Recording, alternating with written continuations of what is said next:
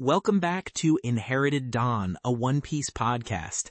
We are diving into chapter 246 today, The Ordeal of Balls. And we get the first real explanation for a power that changes everything. They can't land a single hit. Someone is reading their minds. It's one thing to fight a guy who's stronger than you. It's a whole different problem when they know every single move you're about to make before you even make it. That's a whole new level of threat.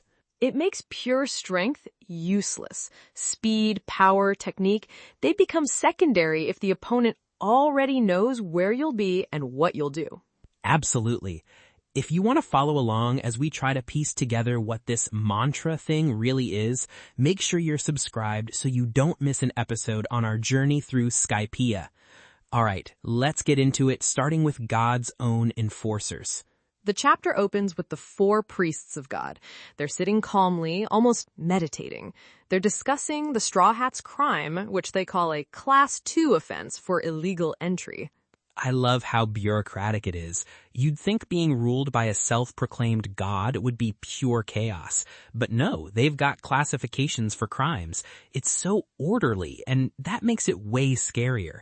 It's not just one guy on a power trip, it's a system.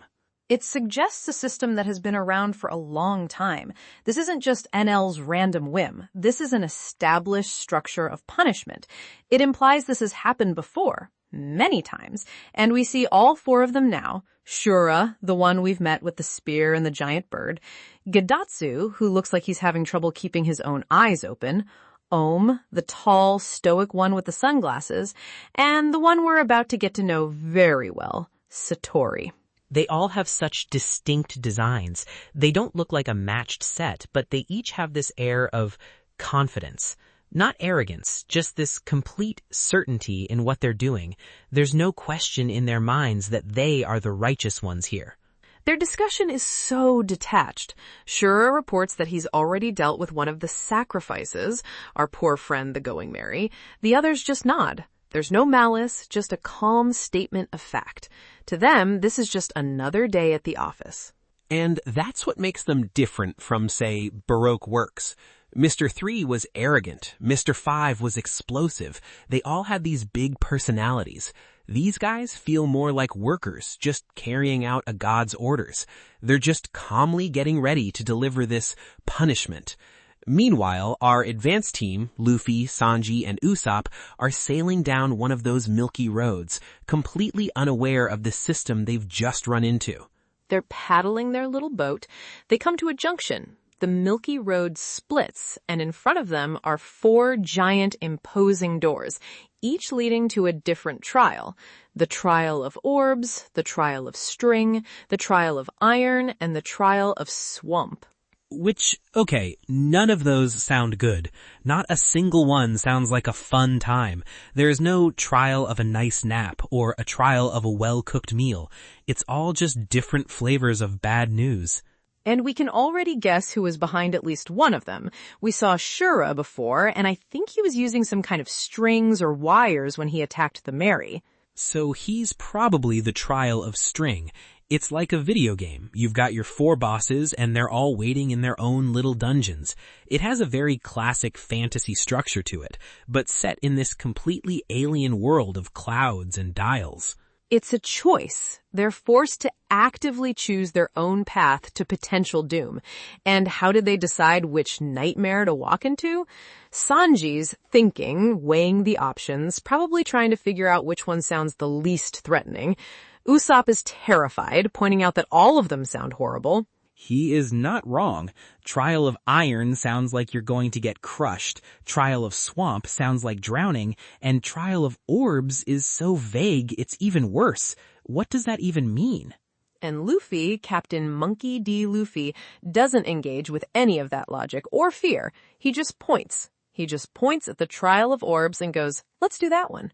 No thought, no strategy, just pure gut instinct. He picks the one that sounds like the most fun, bouncy ball pit. And the best part is Sanji and Usopp just sigh and go, okay. They don't even argue. Sanji has his logic, Usopp has his caution, but when Luffy makes a call like that, they follow.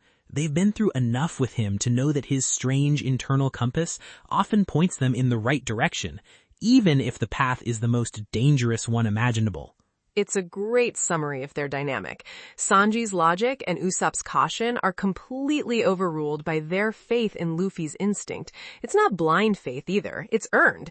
They've seen him pull them through impossible situations by doing the thing that makes the least sense. They just trust him. So they paddle their little boat through the giant wooden door into this long, dark corridor. The door slams shut behind them. No turning back now. Luffy, of course, immediately starts joking. Uh-oh, maybe we picked the wrong one. While Usopp is losing his mind. You can practically hear his teeth chattering. You can really feel the atmosphere. It's dark and closed, and the only sound is their boat gliding on the milky road. Oda is so good at building that kind of tension. You know something is at the end of the tunnel. Then the corridor ends and they just fall. The milky road disappears from under them.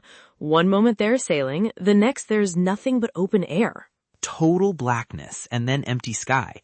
They're screaming, thinking they've fallen all the way out of the sky. This is the ultimate fear of being in Skypiea, that the ground you're on isn't real, that you can just fall through it and drop 10,000 meters back to the blue sea. You think this is it. This is how they go out, by picking the wrong door. And then, plop. They land safely on another milky road. They didn't fall far at all. The entire ordeal was probably a drop of only 20 or 30 feet, just in complete darkness to disorient them. It's a psychological trick. The first step of the trial isn't a physical attack, it's a mental one. It's designed to put you on edge, to make you second-guess your own senses. And now they've landed, but the exit is behind them, high up. They're committed. The path only goes forward, into a forest. A forest made of clouds with these weird, perfectly round cloud orbs hanging everywhere. Big ones, small ones, just floating all over the place. It looks kind of peaceful for a second. It's quiet, the light is soft. It looks like something out of a dream, but you know after that fall that nothing here is what it seems. Every peaceful-looking thing is probably a trap. Usopp immediately points out that the place is a maze. The path twists and turns. It would be easy to get lost. And that's when the first real threat appears. A giant snake comes out of nowhere and attacks them. It's huge, with jaws wide enough to swallow their boat whole. And Luffy doesn't even hesitate. There's no discussion. He doesn't ask Sanji for a plan. He sees the big, obvious threat. He just winds up and bam, gum pistol, and the snake is gone. Problem solved. That's my captain, one-shotting a giant sky serpent. It's pure direct action, the most straightforward solution to a straightforward problem. And it works. It reinforces our belief and the crew's belief that Luffy's direct approach is the right one. Right. So now they feel confident. They handled the scary fall. Luffy just took out a monster. They're feeling pretty good about themselves. But then their path is blocked by one of those white orbs. It's just floating there in the way. It looks harmless. It's just a ball of cloud. Compared to a giant serpent, it's nothing. So Sanji does the logical thing. He's the most agile. He jumps up to kick it out of the way. Just move the obstacle so they can keep going. It's a practical, simple solution. And the second his foot connects, the whole thing explodes right in their faces. A massive concussive blast that sends all three of them flying and nearly capsizes their boat. It's a clear contrast. Luffy's instinct to punch the obvious monstrous threat worked perfectly. Sanji's practical approach to a simple, mundane obstacle was a trap. This place is designed to mess with you. The obvious danger isn't the real danger. The real danger looks like a harmless part of the scenery. It teaches you not to trust your eyes, not to trust your instincts about what's a threat and what isn't. It's meant to mess with what they expect. In the blue sea, a monster is a monster. A rock is a rock. Here, the rules are different. The environment itself is hostile in ways they can't anticipate. And that's when a voice chimes in from nowhere, explaining what happened. It's a goofy, sing-song voice. Ho, ho, ho! That was a surprise orb containing gunpowder. He calls them surprise orbs. There's a whole classification for them. This wasn't a random natural phenomenon. This was a man-made trap. Yeah, this guy just appears, bouncing on a cloud orb like a yoga ball. He introduces himself as Satori, one of God Enel's priests. He's got this sing-songy way of talking that is immediately annoying. Ho ho ho! He's round, his clothes are round, he bounces on a round ball, he's just this weird, playful-looking dude. The design is memorable. The round theme, the bouncing, the playful attitude. It's a very specific kind of enemy. Not just a brute like we saw with Wapple, not a schemer like Crocodile. He feels like a trickster. He's enjoying this. The first thing you notice is that he doesn't look threatening at all. He looks like a cartoon character, but we just saw what his surprise orbs can do. Sanji immediately asks the important question. Are the rest of our crew okay? He's always thinking about the others. Even after being blown up, his first concern is for Nami, Zoro, Chopper, and Robin. And Satori's reply? He says he doesn't know, but it doesn't matter. Even if they escape the upper yard, they'll just end up in one of the other trials. The trial of swamp, the trial of string, the trial of iron. They'll die in one of them anyway. He's so casual about it. It's not a threat, it's a statement of fact to him. It's like he's telling them the weather. Oh, there's a 100% chance of your friends dying today. And that is the exact wrong thing to say in front of Monkey D. Luffy. Luffy doesn't wait for a conversation. He doesn't ask for details. He hears that his friends are in danger and that this person in front of him is responsible. His expression changes instantly. The joking stops. He launches himself forward for a punch. Full speed, full power. A gum-gum pistol aimed right at Satori's face. We just saw this move take out a giant snake in one hit. It's his go-to move. It always works. And Satori just sidesteps effortlessly. He moves out of the way like he knew exactly where Luffy was going to be, a full second before he got there. Because he did know. Luffy's fist flies past him, hitting nothing, and Satori is just standing there with that same goofy smile on his face. He didn't even look surprised. And then Satori taps Luffy in the face. It looks like nothing, just a light touch with the palm of his hand, but Luffy gets sent flying back, crashing into the Milky Road. The force is immense. Satori has one of those dials, an impact dial, strapped to his palm. He absorbed an earlier attack and just unleashed it. It's a complete reversal. Luffy, the powerhouse, is taken down by a single, seemingly light touch. Satori is using Skypiea's own technology as a weapon. It shows how integrated the dials are into their combat. It's not just a tool, it's a part of their fighting style. Sanji sees this, and he's on him instantly. He doesn't even hesitate. He sees Luffy go down, and he attacks. He unleashes a flurry of kicks. It's the kind of attack that took out Mr. 2. It's way too fast for a normal person to dodge. And Satori dodges every single one. Again. Without even looking stressed. He's just bobbing and weaving, bouncing on his orb. Sanji can't believe it. His speed is his greatest asset. He's landing kicks on someone who isn't even looking directly at him, and he's missing every time. And then Satori explains why. He says, "I can hear your movements." He calls it mantra. Mantra. Bro, this is it. This is the moment the rulebook for fights in One Piece just got a new chapter written into it. This isn't a devil fruit. It's not a fighting style we've seen before. It's something else entirely. It's a sense. He can predict their attacks before they happen. It's a form of foresight. He describes it as being able to hear a voice that tells him what his opponent will do. He can sense their intent. It completely shuts down their core strengths. Luffy is all about overwhelming instinctual power. Sanji is about precise tactical kicks that are too fast to see, and neither of them can land a single blow because Satori is always one step ahead. He's not faster than Sanji, he just knows where Sanji's going to be. It makes their physical abilities not matter. If you can't hit your target, your strength doesn't matter. Your speed doesn't matter. It's the ultimate defense. And he even mocks them. You can't hit me. I know what you're thinking. And then Usopp tries to jump in. He's probably got a slingshot ready, a rotten egg, some clever trick up his sleeve. And Satori just casually bounces off his orb, flies through the air, and flattens him with another impact dial-powered attack. He takes out all three of them one by one because he knows everything they're going to do. And then he makes his most calculated move. While they're reeling from the attacks and the shock of this new power, he uses one of his surprise orbs. He doesn't throw them at them. He throws them behind their boat. The explosion pushes their only vehicle away, sending it careening down the Milky Road, away from them. He's not just trying to beat them in a fight, he's stranding them there, taking away any chance of escape. This isn't just a flexing of power, it's a strategy. He's isolating them. He's taking their hopes apart piece by piece. First, he shows them their strength is useless. Then he shows them their speed is useless. Then he removes their path forward. He is in complete control of the situation. And that's when he drops the final piece of information. As they watch their boat disappear, he explains the trial of orbs. He tells them the survival rate is 10%. 9 out of 10 people who entered this trial die here. That's a stated, known statistic. This isn't just a fight, it's an execution ground. And our guys are stuck in the middle of it, weaponless, boatless, and facing a guy who can read their minds. What a setup. They chose a door with terrible odds of survival, and they didn't even know it. We also got Oda's author comment this week. He mentioned listening to rakugo, which is a traditional form of Japanese verbal entertainment.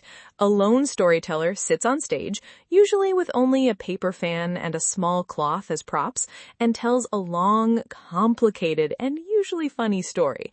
The storyteller plays all the characters, changing their voice and mannerisms for each one. That actually fits really well. Satori has that kind of performative storyteller vibe. He's not just fighting them, he's putting on a show. He's explaining the rules of his game, narrating their failure. Ho ho ho, that was a surprise orb. He's the master of ceremonies for their demise. It's an interesting little insight into what Oda was enjoying while drawing this. You can see how that performance art, where one person controls the whole narrative, influenced Satori's character. He's not just an opponent, he's a narrator. Definitely. You can see the influence in the character. Satori is all about the performance of power, not just the power itself. He enjoys explaining how helpless they are. Okay, but let's go back to mantra. We have to talk about what this means for the world of One Piece. It's a game changer. Up until now, a tough opponent was someone with a logia fruit you couldn't touch, like Crocodile or Smoker, or a physical monster like Arlong. The solution was always to find a weakness, like water for Crocodile, or just get stronger to win. This isn't about a trick. There's no obvious weakness to exploit. How do you counter someone who knows your every move? It's a problem with the idea of the fight, not just a physical one. I have no idea. How do you hit them? Do you have to, not think about what you're going to do? Can Luffy even do that? His whole fighting style is pure instinct. But even instinct involves a decision, a thought to throw a punch. If Satori can sense that intent, what's left? It raises the ceiling for what a powerful fighter can be. It adds a mental, almost spiritual part to the fights that we haven't seen before. We've seen strategy and tactics with characters like Sanji or Nami, but this is different. This is a sixth sense. And Satori seems so sure of it. He's not arrogant in the way Crocodile was. Crocodile was arrogant because he thought his devil fruit made him invincible. Satori is just calm. He knows he's safe because he knows what's coming. That's a totally different kind of confidence. It feels earned, like a skill he's mastered. He's one of 4 priests. This implies the others have their own unique trials and possibly their own mastery of mantra. Shura, Gadatsu, Om, they might all possess this ability. So you're saying we could have 4 guys who can read minds waiting for us. That's a whole different level of problem. It's not a gauntlet of 4 strong fighters. It's a gauntlet of 4 fighters you just can't hit with a direct attack. Potentially. Enel chose them for a reason. This might be a standard skill for the top-tier fighters in Skypiea. This might be their equivalent of a devil fruit, a core power that defines their fighting style. This is just the first trial. They literally picked the first door they saw. They could have gone through any of the other 3, and they landed in a 10% survival rate nightmare against a mind reader. Super long odds for the crew right out of the gate. It establishes the stakes for this entire arc. This isn't just another island with another warlord trying to take over a kingdom. The powers here are different. The rules are different. This is a land of gods and trials, and the abilities reflect that. Everything they've learned about fighting up to now, it might not be enough. Punching harder won't work. Kicking faster won't work. They have to find a new way to think about fighting. We'd love to know what you all thought the first time you heard the word mantra. Was it clear what it was, or was it a total mystery? Let us know in the comments. For me, this chapter changes how we have to look at every fight going forward. Oda just put a new piece on the board. It's not just about who has the stronger devil fruit or who can punch harder. Now there's this predictive ability. It adds a whole new layer of strategy to combat. You can't just rely on your fists if your opponent knows where they're going to land. And it makes you look back. You start to wonder if we've seen this before without knowing its name. Think about a character like Mihawk. He beat Zoro, a master swordsman, with a tiny knife he wore around his neck. Was that just overwhelming skill, or was it something more? I wonder if he was anticipating Zoro's every move with a similar kind of sense. Right, like when he stabbed Zoro in the chest, Zoro was going for the kill, and Mihawk just met him there with that little blade. He knew exactly where Zoro would be. At the time, we just assumed it was because he was the world's greatest swordsman, that it was just pure skill. But what if that skill includes something like mantra? It suggests that at the highest levels of combat, physical power reaches a limit. The true masters might be the ones who have developed this other predictive sense. It also makes you reconsider Enel himself. Satori is his priest. It's almost certain that Enel, the god of this island, also has mantra, and his is likely far more powerful. So they're not just fighting 4 priests. They're on a collision course with a man who is probably the ultimate master of this mind-reading power. The problem just keeps getting bigger. And think about how this ability could be used outside of a fight. Satori says he can hear their movements. Enel, from his shrine, was able to pinpoint exactly where they were and pass judgment on them. Perhaps that wasn't just a figure of speech. Perhaps he was using an advanced form of mantra to literally sense everyone on the island. That would explain how he seems to know everything that happens. He's not just watching through a telescope. He's sensing it. He's listening to the voices of the entire country. That's not a king. That's an all-seeing eye. It's a terrifying level of control, and our crew just walked into the first line of its defenses. They are facing an enemy with powers they just don't understand yet. How does Luffy, a character who solves almost every problem by punching it, solve a problem that can't be punched? That's the question, isn't it? He can't just power through this. He has to outthink a mind reader. Or maybe not think at all. For now, they're trapped. Their boat is gone. They're injured. And Satori is just bouncing there, laughing his ho-ho-ho laugh. It's a low point. It's the beginning of the trial. The purpose of a trial is to test you, to push you past your limits. This chapter sets up the central test of Skypiea. It's not a test of strength. It's a test of will, creativity, and the ability to overcome an enemy you cannot touch. A whole new kind of power. And a 90% chance of death. The trials have officially begun.